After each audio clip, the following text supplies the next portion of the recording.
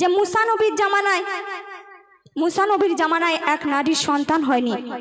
সেই নারী মুসা নবীকে একদিন বলছে যে মুসা নবী, তুমি তো আল্লাহর সঙ্গে সরাসরি তুর পাহাড়ে উঠে কথা বলো, আমার কোনো সন্তান কেন হয় না, আমার সন্তান হবে কিনা তুমি আল্লাহর কাছে গিয়ে একবার জিজ্ঞাসা করবে। তো মুসা নবী তুর পাহাড়ে গেল এবং আল্লাহকে জিজ্ঞাসা করলো। আল্লাহ পাক বললেন যে মুসা নবী বলছে যে আল্লাহ পাক, আমি পথ দিয়ে আসতে আসতে একটা নারী আমাকে জিজ্ঞাসা করলো তার কোনো সন্তান হবে কিনা। তখন আল্লাহ পাক বলল, ওই নারীর গর্ভে আমি কোনো সন্তান রাখিনি, ওর কোনো দিনও সন্তান হবে না।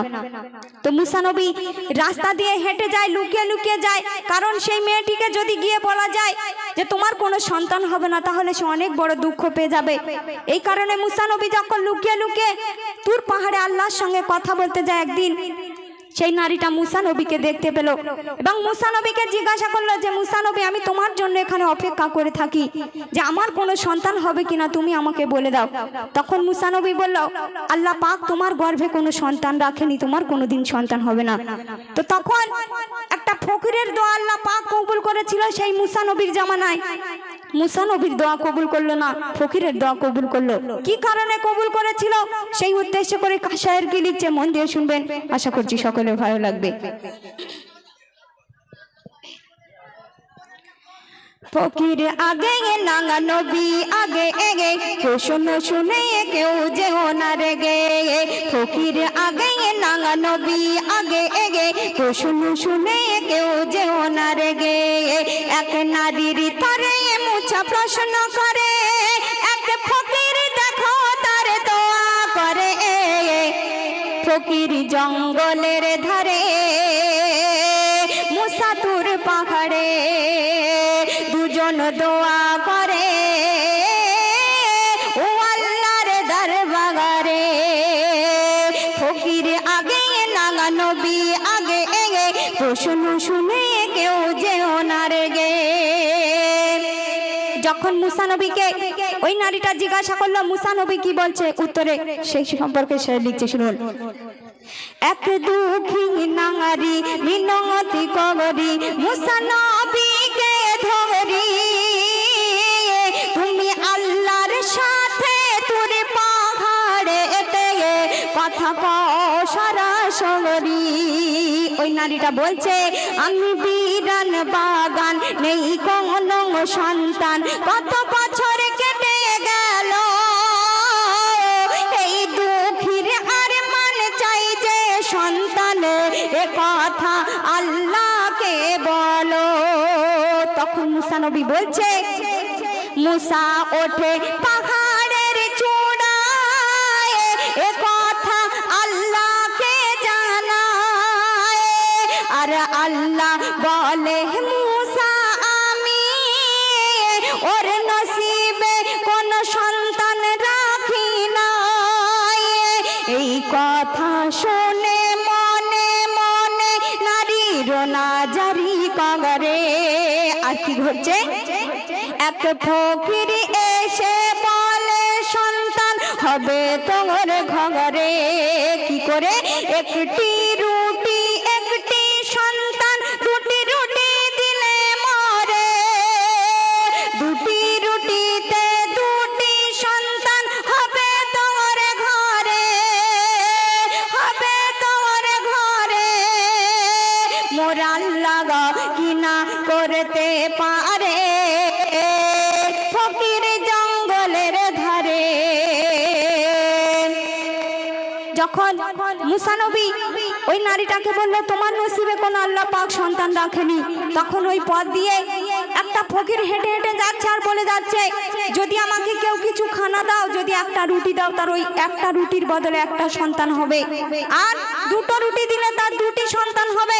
ওই নারীটা খেতে বসতে গিয়ে খাবে কি, যখন ওই ফকিরের কথাটা শুনতে পেল আর খেলো না। সেই ফকিরকে ডেকে বলল, আল্লাহ পাক তো আমাকে বলল আমার কোনো সন্তান হবে না, মুসা নবী বলে গেল, তাহলে কেমন করে হবে? বলে, তুমি যদি আমাকে একটা রুটি দাও তাহলে তোমার একটা সন্তান হবে, আর দুটো রুটি দিলে তোমার দুটি সন্তান হবে। যখন ওই নারীটা দুটো রুটি দিল, বছর ঘোরার পরে যখন দুটি সন্তান হয়ে গেল, একদিন রাস্তার ধারে ওই দুটো সন্তানকে নিয়ে দাঁড়িয়ে আছে, মুসা নবীকে দেখাবে। তারপরে কি ঘটছে শুনবেন। দুটি রুটি নিয়ে নিজে না খেয়ে ফকিরকে খাওয়ায়। ফকির বলে ভরবে ফুলে গে তোর বিরান বাগিচায়। নেই কোনো সন্তান পায়ে অপমানে প্রতিবেশীর লাঞ্ছনায়।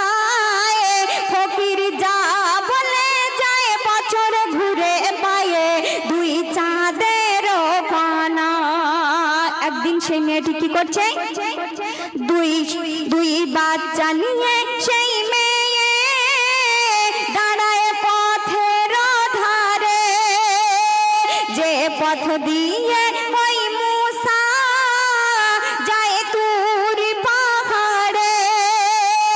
আর দেখে সবই মুসা নবী অবাক হয়ে যায়। আর কি বলে, বলো বলো আল্লাহ বলো এ কেমন করে হয়।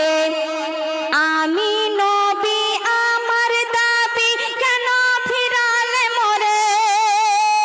এক ফকিরের দোয়া কেন নিলে কবুল করে, নিলে কবুল করে।